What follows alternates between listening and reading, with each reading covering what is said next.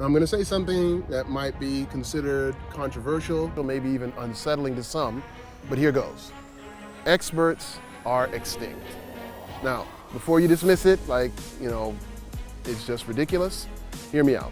Back in 2001, when 9/11 happened, everything changed, particularly about air travel. You would go to the airport, the way that you would arrive at airport, it changed, the way that you checked into your airplane flight, and even the way you said goodbye to your family members. It was just all different. And even after that, things have continued to change.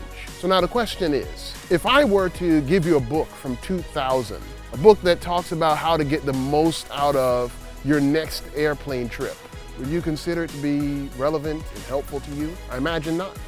Because not only is it 20 years old, but also everything changed in 2001.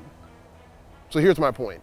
What 9/11 was to that generation, COVID-19 is to us today.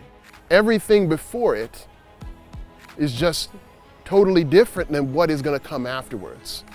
As a matter of fact, COVID-19 has made novices out of all of us. I have a heart and I have a passion for youth and young adults, for the emerging adults and the young adults who are living with an eye toward eternity. And if you've been reading, if you've been listening to podcasts, if you have been learning from some of the sources that I have been learning, you would know that things are pretty dark in regard to youth and young adult ministries.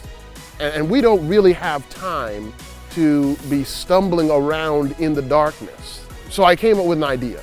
What if we came together and chose to have a gathering of individuals who would converse about how to move forward?